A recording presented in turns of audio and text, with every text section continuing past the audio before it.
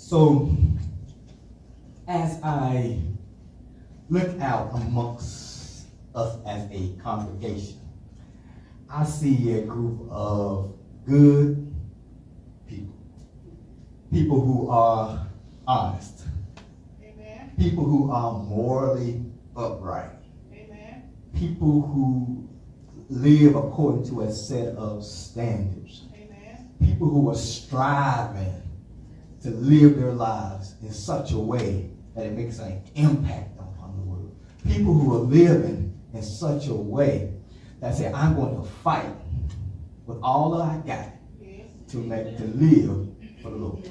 Amen. And for some of us, we've been like this our entire life. Some of us, Miss Dorothy, we came out the womb saved, sanctified, Holy Ghost filled, fire baptized. Some of us came out the womb, Andre, speaking in tongues, interpreting tongues, laying hands on people. We just came out the womb with all that stuff. Some of us came out the womb quoting the 10 Commandments. You didn't have to go to Sunday school to learn. We just came out. We didn't say mama, dad. We say thou shalt not lie. Thou shalt not steal. Thou shalt not have another God. We just came out quoting the 10 Commandments. So as I start talking about this next thing, it may not apply to some of us, It may not apply to us. But we may know somebody who has experienced this. I'll put it like this. They may look similar to some of us. They may sound similar to some of us. They may even act similar to some of us. But it might not be, because there's no way that we would do something like skip school. Amen. None of us would play hooky. None of us would say, I'm going to go hang out at Ray and Pookie's house instead of going to class on that day. None of us would say, I'm going to go and have an extended lunch. I'm going to go across the street to the hoagie shop, eat me some hoagies, and instead of coming back, I think I'll miss 50. That's that math class. I really don't want to go to that math class. That's that college algebra class. I think none of us would say anything like that. Amen. None of us would have any of these excuses that I found on the internet about why people skip school. Put that slide up there for me, Nehemiah. It says, please excuse Pam for being absent from school.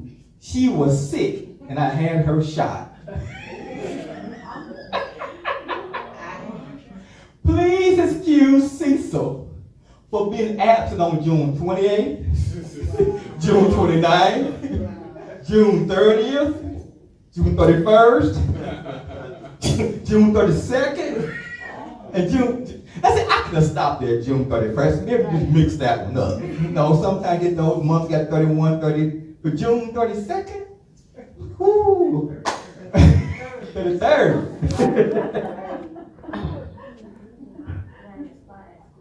Huh? I would have to be kicked out of my school if I had. You be kicked out of school if you said something like that? All right. Please excuse Ray from school. He has very loose bowels. You don't have an excuse. At least spell your excuse. Spell check your excuse. Please. Very loose consonants. Please excuse Eddie for being. It was his father's fault.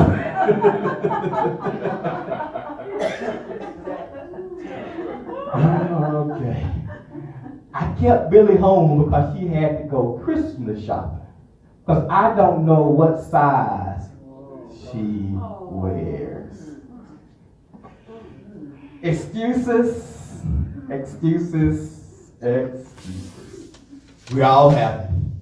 We got an excuse for why we don't go to school, an excuse for why we didn't go to work, an excuse for why we didn't go to church. We got an excuse for being late. We got an excuse for why we ain't progressing in our career. We got an excuse for why we ain't praying. We got an excuse for why we ain't studying. We got an excuse for why we ain't eating right. We got an excuse for why we're not exercising. We got an excuse for everything. Amen. And here it is, that excuse is that thing, or one of those things, that's keeping us on this side of that glass barrier. Amen. Because we want what's over there. But we got all of these excuses about why we can't get what's over there. We want to grab hold of it. We want the benefits of it. We want the pleasures of it. But we have an excuse when it comes to putting forth the effort to get it. So we got an excuse of why we're not walking in our purpose, why our marriage is not thriving, why our relationship with our children is not thriving, why our career is not thriving. We got all these various different excuses. We got an excuse of why we didn't do our homework. We got an excuse of why we didn't get the straight A's in school. We got an excuse of why we're not a great athlete. We got all these various different excuses about why we can't get to where we're trying to go. Amen. And here's the thing about these excuses. Let me slide up here for me.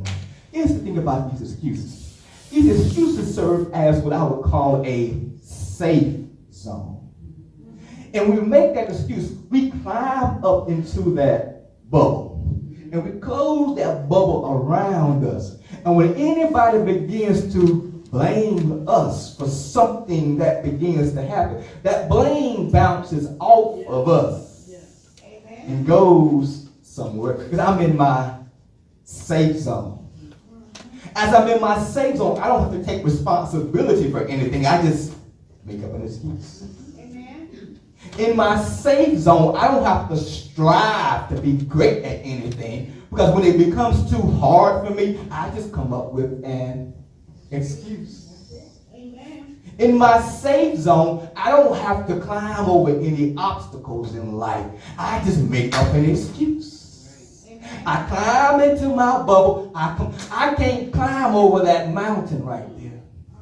I got an excuse. I can't traverse that particular hill right there. I have an excuse. I can't climb that barrier right there. It's too difficult for me. It's going to require too much effort, so I have an excuse. Amen. And I'm just going to live inside of my little bubble. Amen. How many people know that that bubble is really not a safe zone? Amen. Amen. Fragile, like that word. It's really this fake bubble, I would say. Because you're inside the bubble, you're thinking everything is flesh, but people see what you're doing. And most importantly, you know what you are doing. And as we try to hide inside the safe zone, we know that there's stuff over there that we want, and we just can't get it. Amen. So as I live in this bubble, in this safe zone, my life is unfulfilled. Amen. I'm comfortable, Nehemiah slide, but I'm not fulfilled.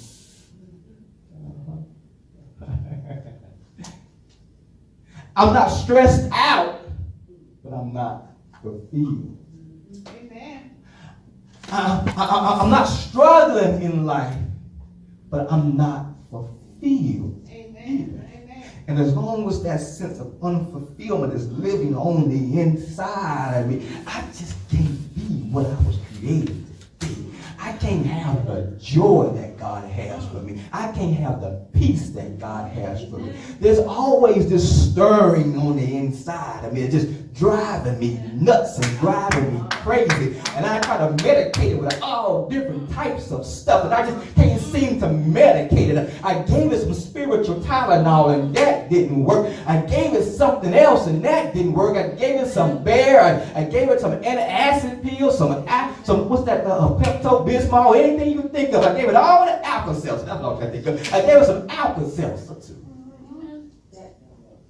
None of that stuff worked. Why? Because I got this sense of unfulfillment on the inside of me, because Because I'm living inside this safe zone, this bubble.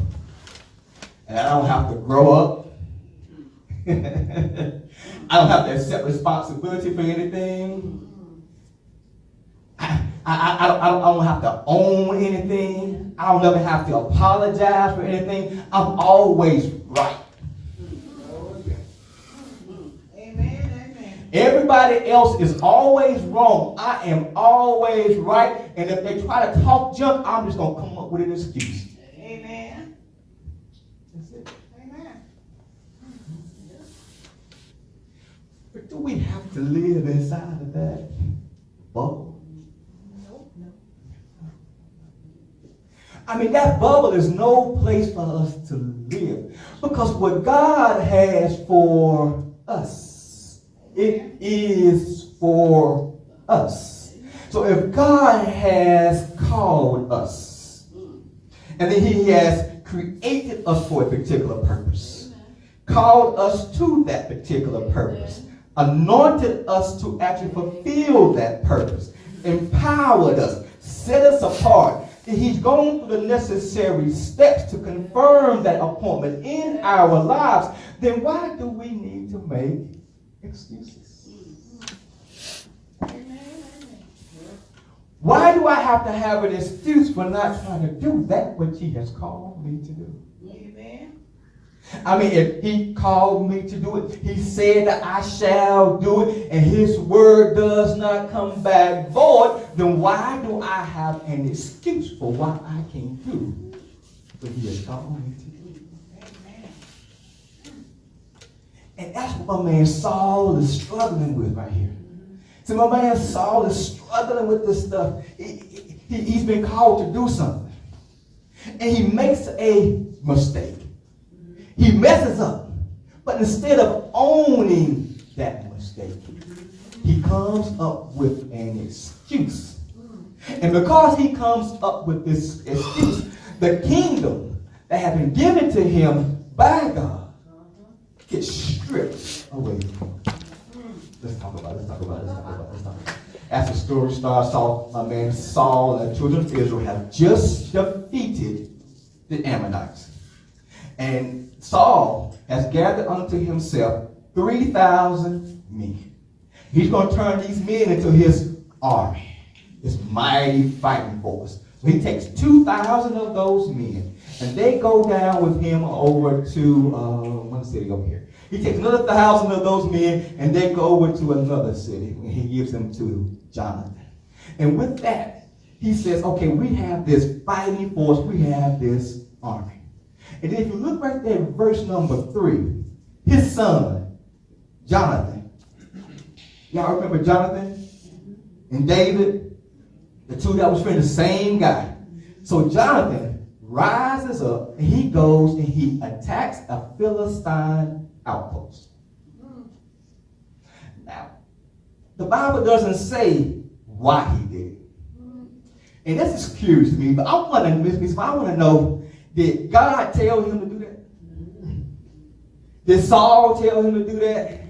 Did they provoke him to do it? But he rises up, he attacks this Philistine outpost, and he defeats that Philistine outpost. So when the other Philistines, the bulk of the army, hears about what has gone on, they get upset. And then when Saul hears what Jonathan has done, he knows that they're upset. So he sounds the alarm.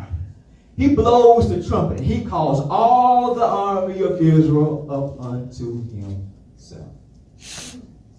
But then the Philistines, they begin to, as we say, the army, to muster. So they call all of their people up. And they bring forth 3,000 charioteers. They bring down 6,000 chariots themselves. And they bring as many people as the sand of the sea. Amen. Now look at what happens when the Israelites see this mighty army that's before them. Look at verse number 6. When the men of Israel saw that they were in a strait, for the people were hard pressed, Then the people hid themselves in caves, in thickets, in cliffs, in cellars, and in pits. And also some of the Hebrews crossed the Jordan into the land of Gad and Gilead. So the Israelites, they see this mighty army and the Philistines standing right there before them. And they get scared and they begin to hide. They find some bushes, some sticker-briar bushes, some holes, some caves. They find anything they can and they begin to hide. Now these were the same people that Saul used to defeat the Ammonites just a few days ago. These were the same people who were applauding Saul a few days ago. These were the same people who were celebrating Saul just a few days ago. And now when things begin to look bad, them jokers are running.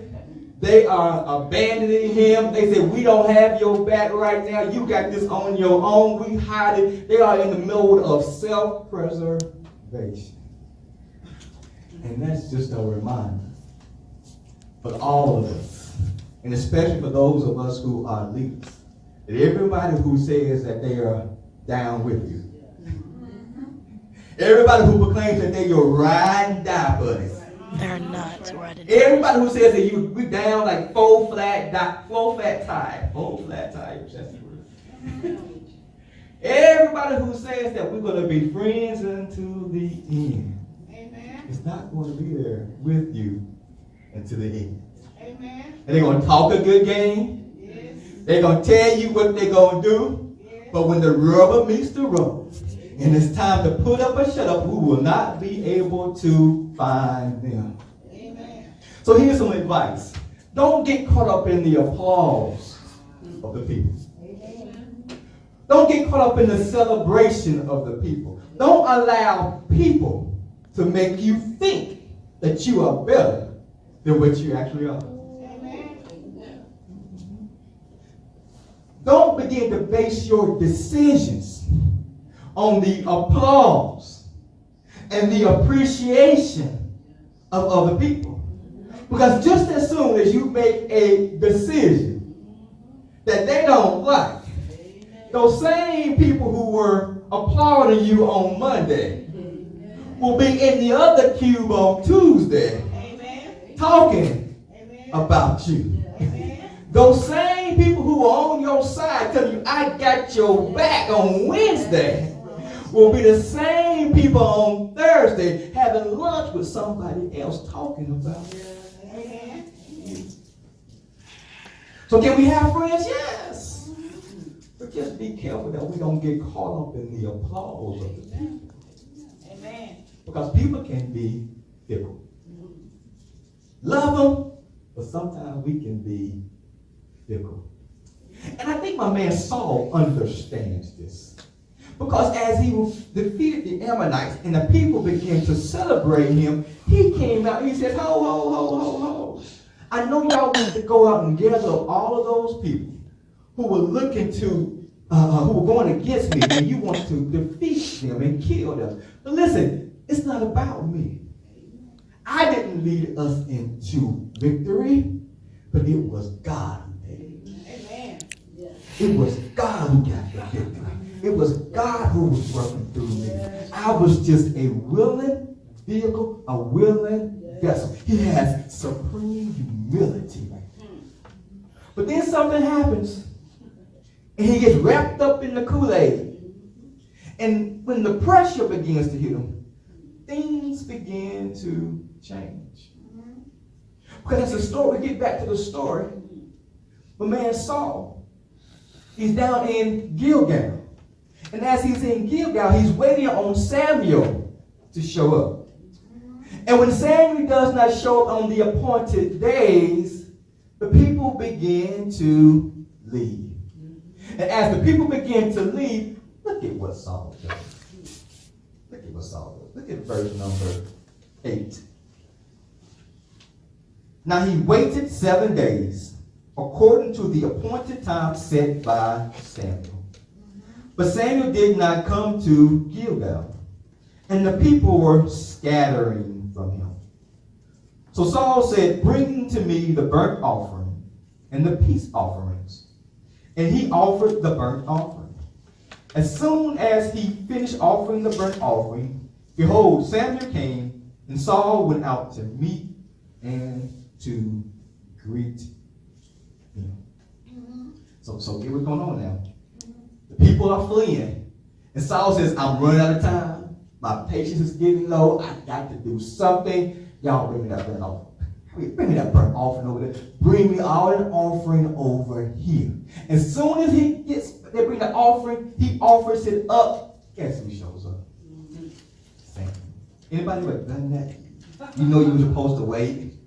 And you knew you were supposed to wait. And you knew it was supposed to wait, but then you ran out of patience. As soon as you did something you knew you had no business doing, then God showed up on the scene and did what he told you he was going to do anyway.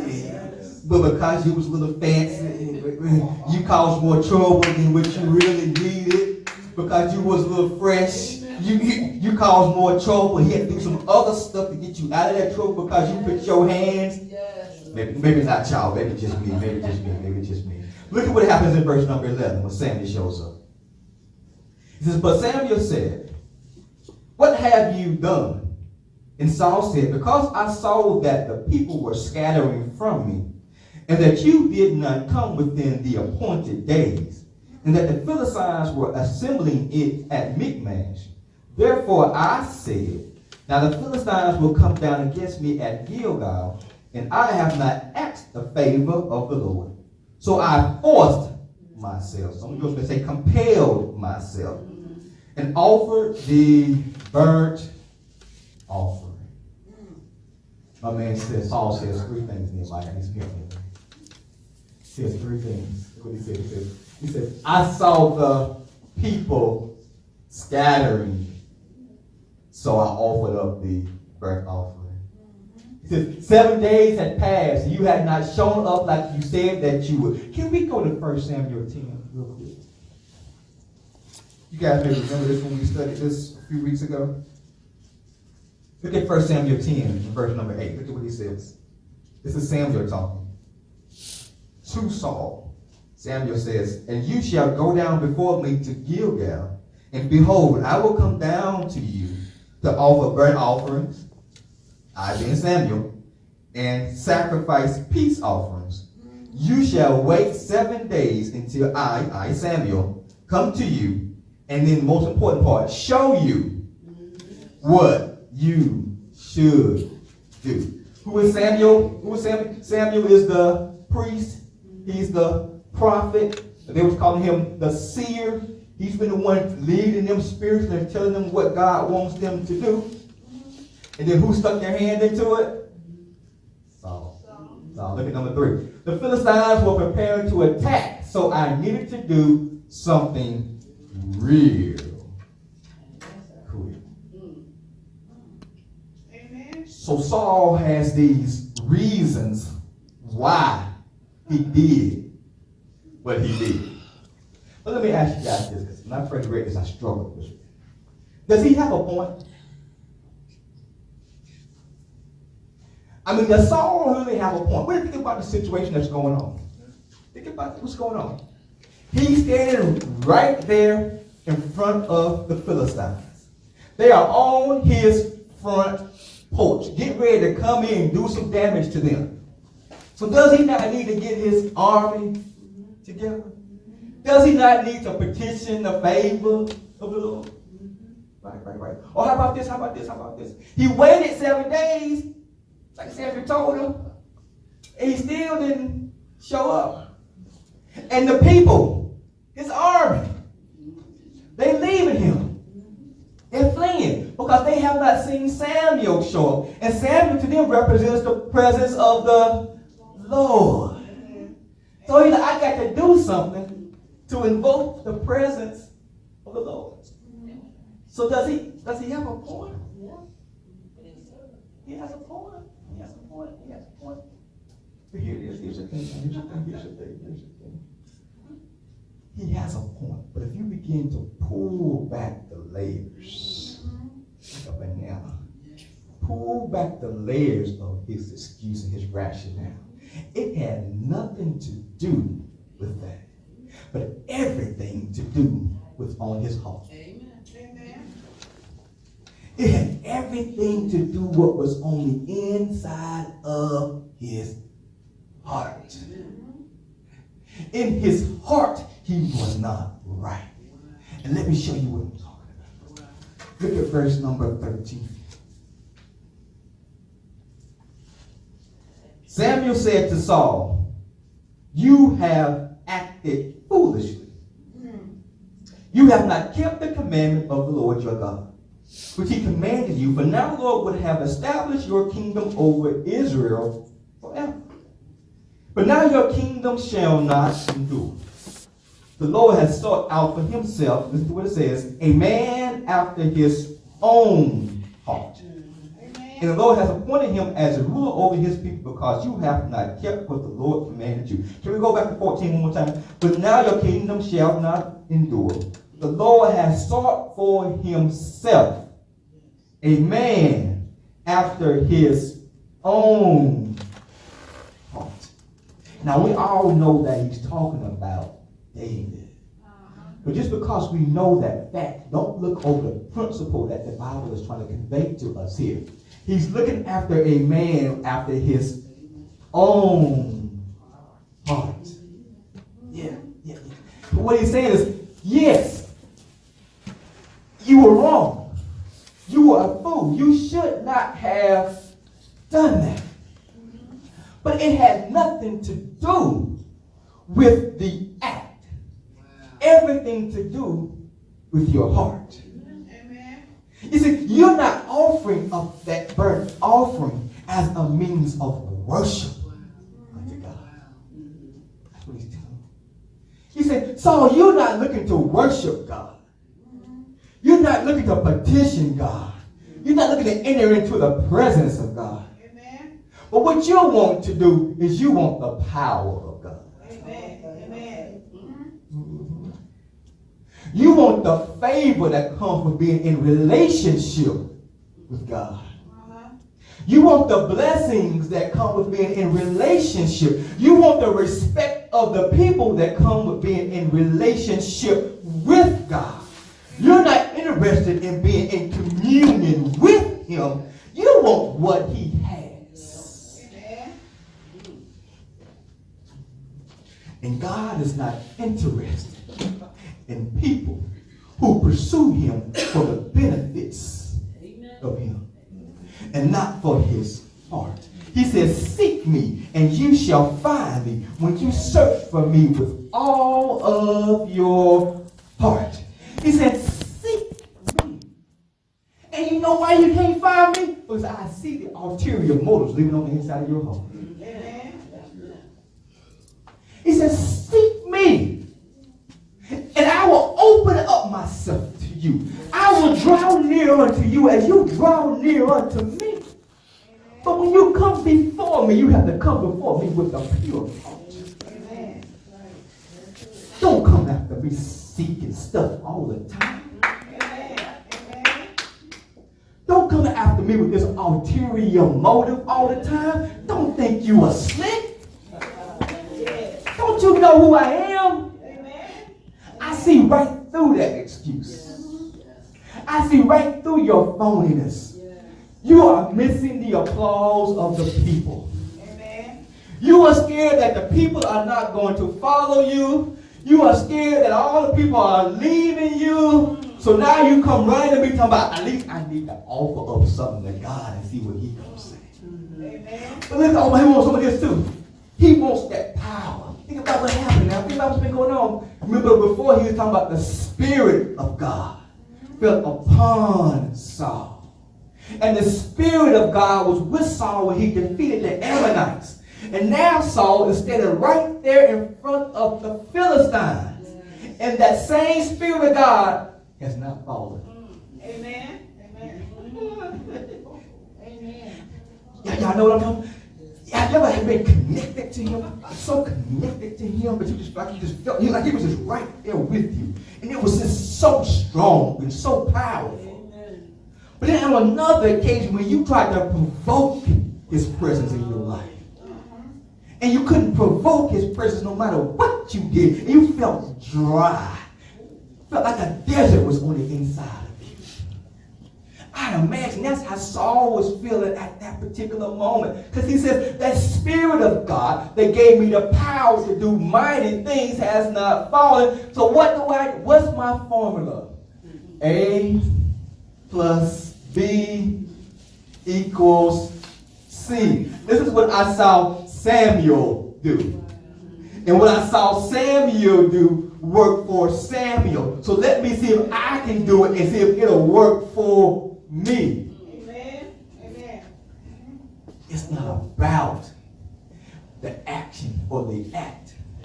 It's about his heart. Because if you will continue to read through your Bible, you will see there was an occasion in which David offered up burnt offerings unto the Lord. And other kings offered up burnt offerings to the Lord. And he did not punish them. But he saw right through the phoniness of Saul. He says the only reason you're here, the only reason you are here, because you're trying to get something from me. But you ain't trying to worship me. Amen. And I just want to challenge each and every one of you that when you go before the presence of God, make sure your heart is pure. Make sure your heart is clean. Make sure that there's no ulterior motives, but that you go before God because you just want to be before his presence. Amen. Go back to that scripture. It says, seek me, and you shall find me. Amen. When you search for me with your heart. Amen. The essence of who you are. You drop the phoniness. You drop that fakeness. You drop all that other stuff. You say, God, here I am. Amen. Amen. Crazy me. Broken me. Foolish me. Me who has made some bad decisions. Here I am, God. Amen. I just want you. That's what this song says. The song says, I just want you.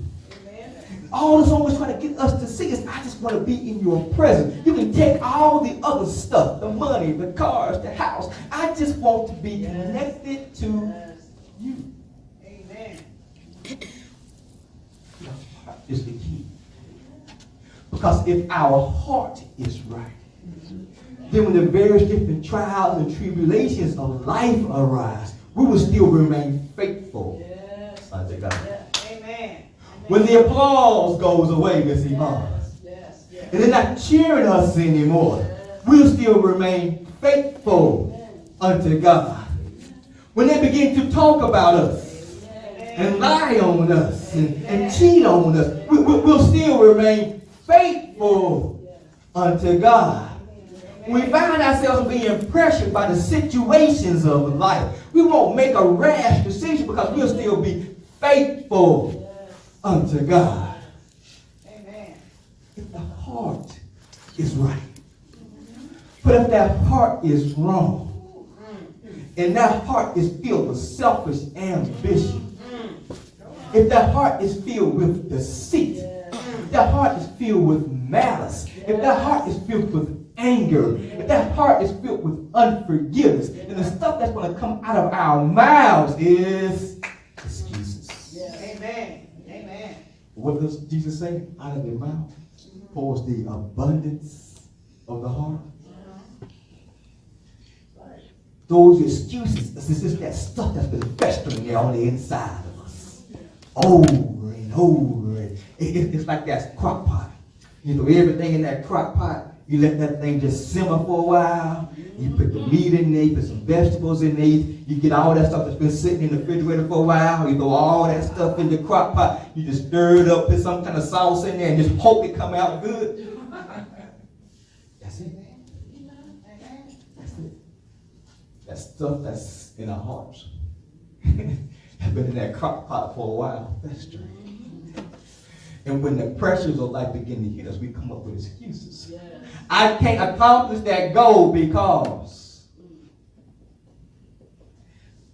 I can't be a great person because I can't be a great husband because. I can't be a great wife because. I can't be a great church member because. I can't lose weight because. I can't exercise because. I can't do whatever I want to do because.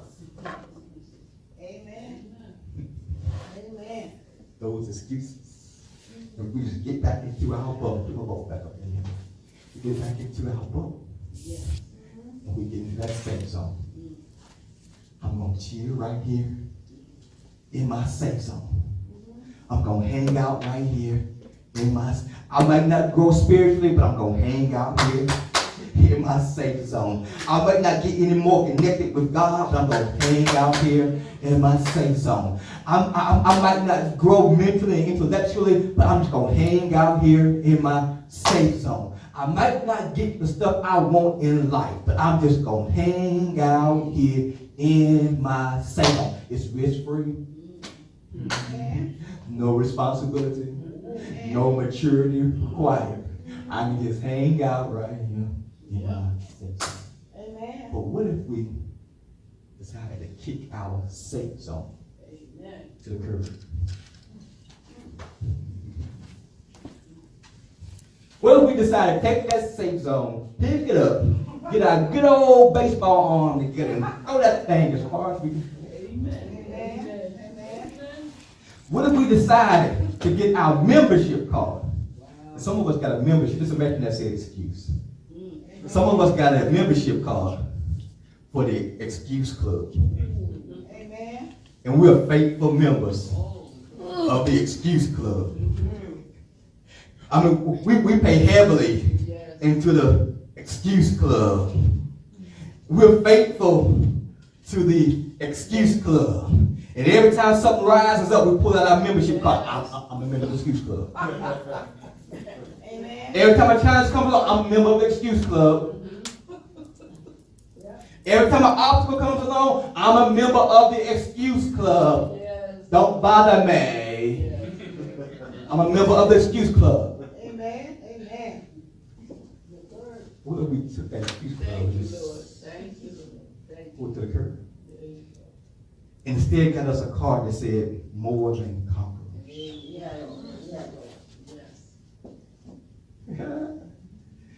What if my card said, I can do all things through Christ, Amen. who strengthens me? Amen. And with that card, we decided as I look at a particular trial in my life, I'm going to stomp on it. Look at my card. It says I can overcome the issues of life. I can overcome the trials of life. I can overcome the situations of life. My card says I got to get this. I don't have to excuse. I'm a member of the conqueror.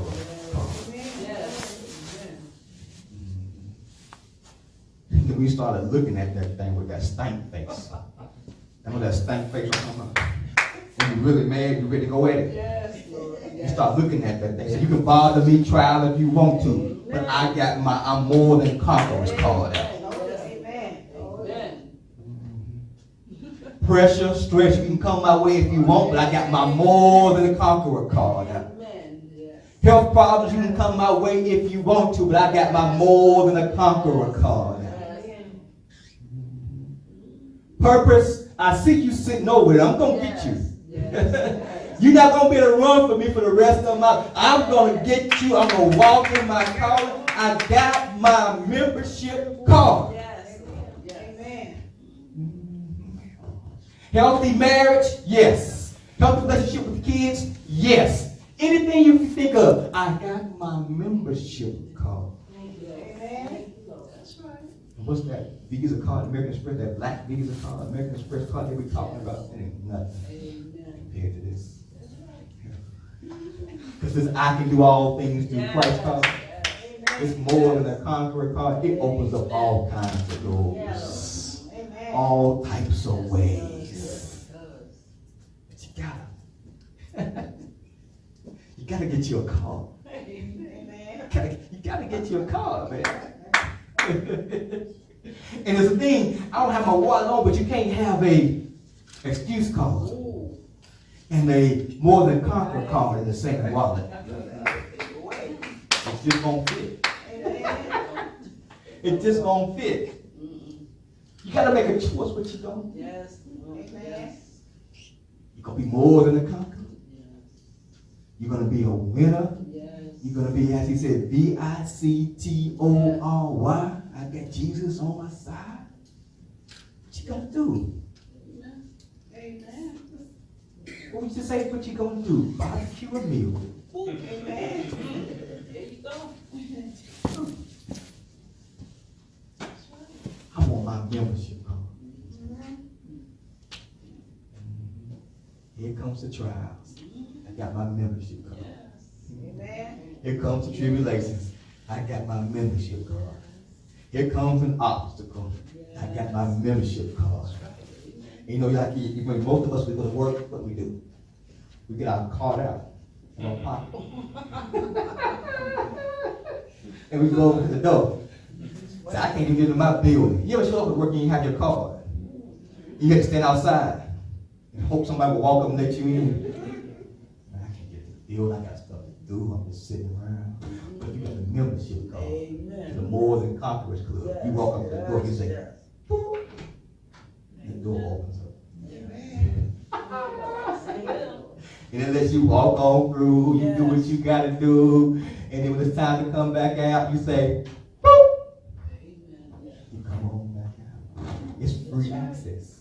Amen.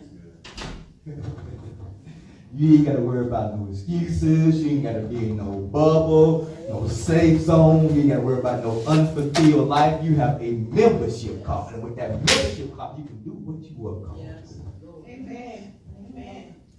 Well, there's a young man by the name of Gabe.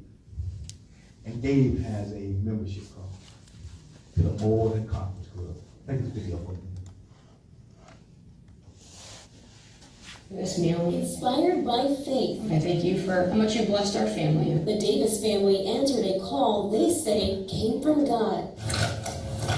The Penguins are my favorite team. Children each won a gift this family told they would never have.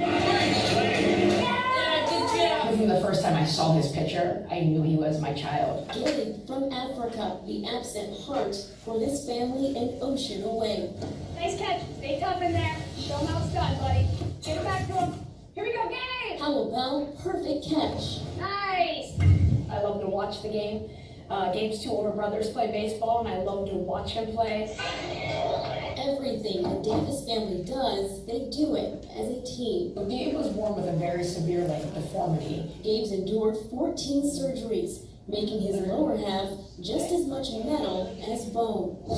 This league is for 7 and 8 year olds. Each of the players gets 5 swings. I do get a little bit nervous, just like I get nervous with all my boys when they play ball. You always want them to do good. You want them to represent their team. Go Tigers. The Berea Tigers. Gabe's big brother volunteers his legs so Gabe can reach new heights, helping him on and off the field. Gabe, right here. You can see in his eyes when he's starting to feel a little defeated. And just to be able to look at him and just say, dude, you got to have confidence. Gabe's fantastic. He's all about effort, 100% effort, and he's a pleasure to be around. Couldn't ask for a better player or teammate. Good job, buddy. That's okay, okay, Gabe. With every cheer at bat, he gets better, braver, bold. One more pitch. Start. Here we go, Gaby. Begin targeting.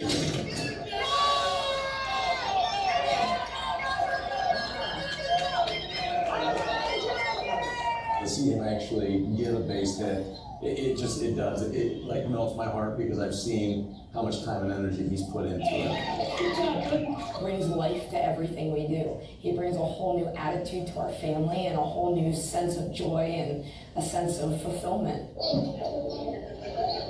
Always reaching higher, Gabe is thriving in the game of life, giving us all a lesson in courage. I want to be in the Paralympics for Ghana or the United States of America. In Berea, Maya Belai, Fox 8 News. Now Gabe has all the reasons in the world to come up with an excuse. I don't have all of my legs. I've had tons of surgeries. And you got to imagine that sometimes those legs are in pain. But he does not allow the physical deformity to stop him from doing what he wants to do. He's still playing baseball. And he's not asking for somebody else to go run for him. You know how we used to do it. You hit the ball, you go be my ghost runner, you run to the base for me. No. He's I'm gonna run to the base myself. Amen. He scoots down on his hands, his hips, and his legs. He scoots on down to the base. And he's not scooting down there with some sad look on his face. But he has all types of joy in his heart. Amen. But not only that, he has ambition. He says, I want to be in the Paralympics for my home country, Ghana, or the United States of America. He has dreams. He has goals. And you go Google the video, you see that he's been eventually fitted with legs. And now he's trying to learn how to walk with his prosthetic legs. But guess what? He still hasn't given up. He's not using what didn't happen as an excuse for what could happen. He's not using his physical deformity as a reason for why he can't do what he was created to do. We do the same thing. We don't have to make excuses. We don't have to whine and cry about our particular situation. But we can fight through the adversity and do that which we were created to do.